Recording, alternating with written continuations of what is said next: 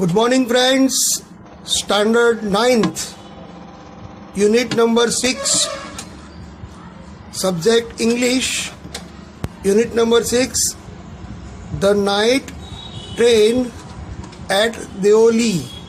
The Night Train at Deoli. આ Ruskin બોન્ડની ખૂબ જ સુંદર વાર્તા છે અને એમાં રસ્કિન બોન્ડ ભલે ઇંગ્લિશ લેખક હતા, પણ તેમણે ભારતમાં રહીને ઇન્ડિયન કલ્ચરમાં વાર્તાઓ લખી એ આપણે જોઈ શકીએ છીએ. પ્રથમ ગ્લોસરી એટલે કે અનફેમિલિયર વર્ડ્સ અથવા અનનોન વર્ડ્સ, જે શબ્દો આપણે એનો મિનિંગ જાણતા ન હોઈએ. પ્લેનનો અર્થ થાય ખુલ્લું ખેતર, ઘાસનું મેદાન. Meadow or open field. Bare not covered, ઢંકાયા વગરનું, ખુલ્લું. Gracefully, moving in the smooth way, ખૂબ જ સ્મૂથ રીતે, ઇન અ સ્ટાઇલિશ વે, એક સ્ટાઇલિશ રીતે. ગ્રેસફુલી. ઇન્ટેન્ટલી એટલે કે ઇન્ટેન્ડ, ઈરાદો. પર્પઝફુલી, હેતુ અથવા તો ઈરાદો. Pretend, to show what is not true, ડોળ કરવો, નાટક કરવો અથવા તો ઢોંગ કરવો. પેલ, કલરલેસ, ડલ, રંગવિહીન. શાઇની, બ્રાઇટ એટલે ચમકીલો. ડેઝલિંગ. ક્લેન્જિંગનું મિનિંગ રિંગિંગ એટલે ખળખળ વહેતું, અવાજ કરતું હોય એવું. સ્ટીલ, તદ્દન શાંત, ક્વાઇટ. અવેકનો અર્થ થાય જાગ્રત. Not sleeping with open eyes, જાગ્રત હોવું. બ્લર્ડ, નોટ ક્લિયર, સ્પષ્ટ નહીં. ક્લાઉડી એટલે કે વાદળ છાયું. Distant, in a far place, remote એટલે કે દૂર અંતર. Thrill, to feel very excited. Thrill રોમાંચકતા. Impulse, a sudden urge to act, એક પ્રકારની લાગણી, ઉત્સુકતા. સ્લાઇડ એટલે લપસી જવું, અહીંયા slip. Nervous, intention, uncomfortable, uneasy. Nervous એટલે ચિંતિત હોવું. ડિટરમાઇન્ડ, નક્કી કરવું, certain. Having a firm decision, દૃઢ નિશ્ચય કરવો. Disappointed, having feeling of failure, નિરાશ થઈ જવું. ઇમ્પેશન્ટ, એન્ક્સિયસ, ઈગર, એક્સાઇટેડ, અત્યંત અધીરા બની જવું. પ્રિફર ટુ, ફેવર અને લાઇક, પસંદ કરવું. રીડ. રસ્કિન બોન્ડ પોતે આ વાર્તા આપણને કહી રહ્યા છે. જ્યારે આઈ વોઝ એટ કોલેજ, જ્યારે હું કોલેજમાં હતો, I regularly spent my summer vacation in Dehra. જ્યારે હું ઉનાળા વેકેશન નિયમિતપણે દેહરા નામના સ્થળે, at my grandmother's place, મારા દાદીના ત્યાં હું દર ઉનાળાનું વેકેશન ત્યાં પસાર કરતો.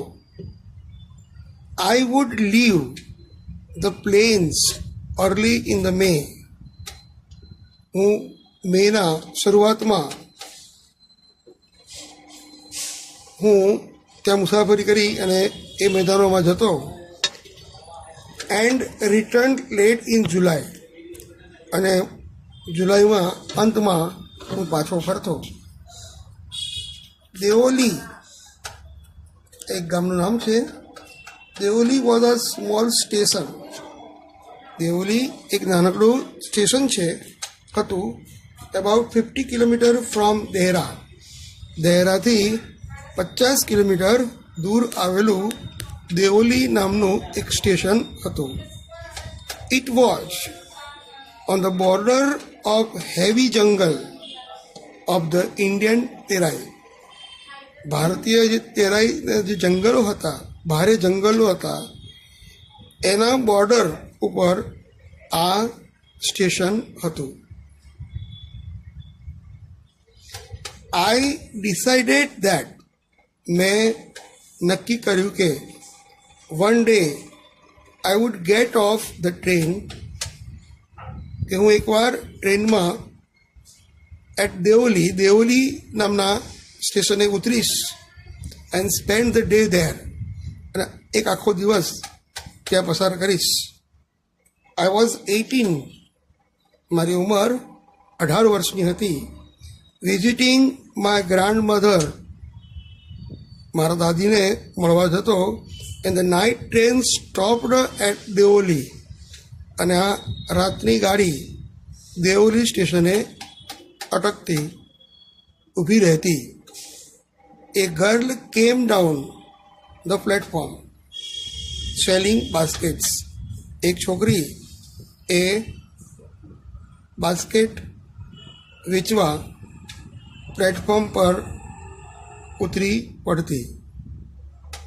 એક છોકરી દેઓલી સ્ટેશન ઉપર પ્લેટફોર્મ ઉપર બાસ્કેટ વેચતી હોય એવી એક છોકરી ત્યાં જોવા મળી.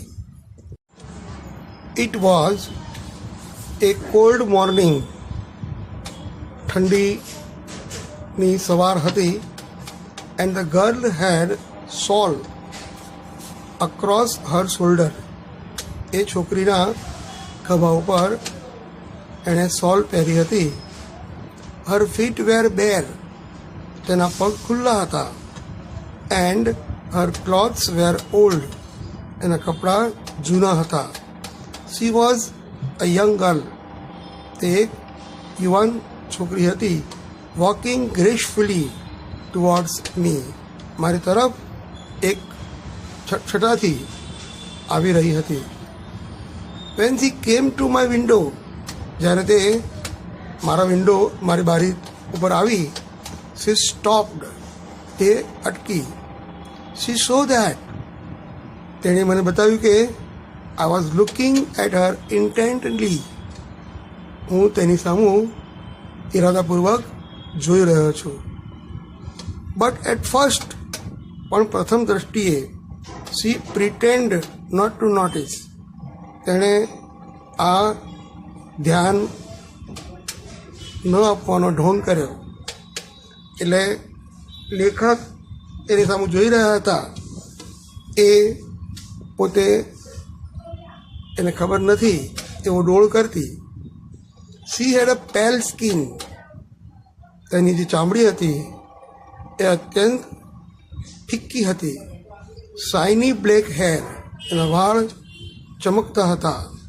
એન્ડ ડાર્ક આઈઝ, અને એની આંખો કાળી અંધારમય હતી. એન્ડ ધેન ધોઝ આઈસ, અને એની જે આંખો છે, searching and lively met mind. And then those eyes, અને એ આંખો searching and lively met mind, મારી આંખોથી એની આંખો મળી. મિત્ર આપણને ચિત્ર આપ્યું છે. આ દેઓલી સ્ટેશન છે, અને આ બાસ્કેટ વેચતી છોકરી અને અહીંયા જે ઊભા છે એ રસ્કિન બોન્ડ છે. તો વાર્તાનું જે મેઇન કન્ટેન્ટ છે એ ચિત્રમાં દર્શાવવામાં આવ્યું છે. She stood by my window for some time. તેણી થોડી વાર મારા બારીની નજીક ઊભી રહી. And neither of us said anything. બેમાંથી અમે કંઈ જ બોલ્યા નહીં. But when she moved on, જ્યારે તે આગળ વધી, I don't know why left my seat and rushed to the carriage door. મને ખ્યાલ ના આવ્યો. હું મારી સીટ ઉપર ઊભો થયો અને ડબ્બાના દરવાજા આગળ તરફ ધસી આવ્યો. She noticed me at the door. તેણે દરવાજા ઉપર મારી સામે જોયું. And stood waiting on the platform. અને પ્લેટફોર્મ ઉપર રાહ જોતી ઊભી હતી. I walked across to the tea stall. હું ચાની જે દુકાન હતી એ તરફ ચાલ્યો. A kettle was boiling on a small fire. અને આગ ઉપર એટલે કે સગડી ઉપર ચા કીટલીમાં ઉકળતી હતી. The girl followed me behind the stall. અને ચાની કીટલી ઉપર મારી પાછળ એ છોકરી આવી. Do you want to buy a basket? क्या आप बास्केट खरीदोगे? She asked. They are very strong, made of the finest cane. આ બાસ્કેટ ખૂબ જ મજબૂત છે અને શ્રેષ્ઠ સારા નેતરમાંથી બનાવવામાં આવ્યા છે. No, I said, I don't want a basket. મેં કહ્યું ના, મારે બાસ્કેટની જરૂર નથી. We stood looking at each other for a very long time. અમે લાંબો સમય એકબીજાને જોતા રહ્યા. And then she said, are you sure you don't want a basket? તમે ખરેખર તમારે બાસ્કેટ જોઈતું નથી? Give me one. લાવ, મને એક આપી દો. I said, and I took the one on the top. મેં ઉપરનો બાસ્કેટ લઈ લીધો. and gave her a rupee. અને એને ₹1 આપ્યો. I wished to touch her fingers. હું એના આંગળીને સ્પર્શ કરવા માંગતો હતો, બટ couldn't. હું કરી શક્યો નહીં. મિત્રો, તમે જોયું કે રસ્કિન બોન્ડ એ 18 વર્ષના હતા ત્યારે તેમના જીવનમાં આ એક ઘટના બની. અને આગળ શું બન્યું એની ચર્ચા આપણે નેક્સ્ટ લેક્ચરમાં લઈશું. See you again on the next lecture. Bye bye.